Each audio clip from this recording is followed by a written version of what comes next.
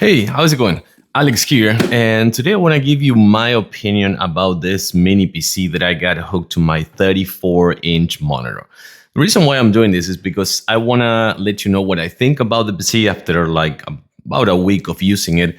And I mainly use this for one purpose. This is my backup PC, okay? This is my second PC. The other one, my desktop PC is in another room, but I have this one for running reports, running reports for doing some queries, doing some process and things like that. And so far, so good. It's actually doing a really good job. I mean, I'm talking about a mini PC. Let's check it out. But before, let's check on this. Okay, so as you can see right here, we have the DP1 model. Okay, we have different models. They have different models. We have the DP1, and this one is the black one. Okay, they also have two other different colors. We're talking about 16 gigabytes of RAM, but it also have the 32 and the 64. We're talking about 256 gigabytes of SSD, but they also have three other options, okay? And last but not least, yeah, this is the US configuration.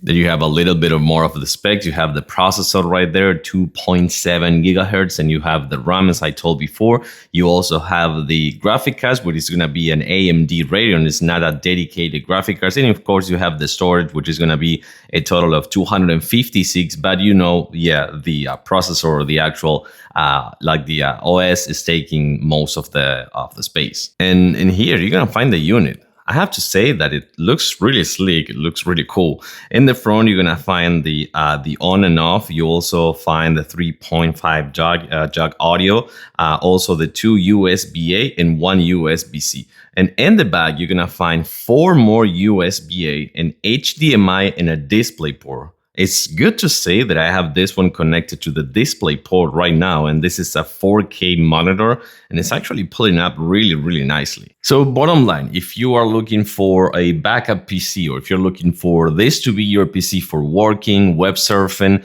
some video editing, not heavy video editing, like when I say things like CapCut or something like that, you can have this PC 100%. Don't look for this one for a heavy gaming session or something like that, because this is not gonna be the one, okay? This is a really good one for working, studying, and doing some process and doing some task. Of course, for entertainment, like watching TV shows, watching movies, or working, with process and things like that are be running online, this is a really good option. Yeah, so I like it and I do recommend it.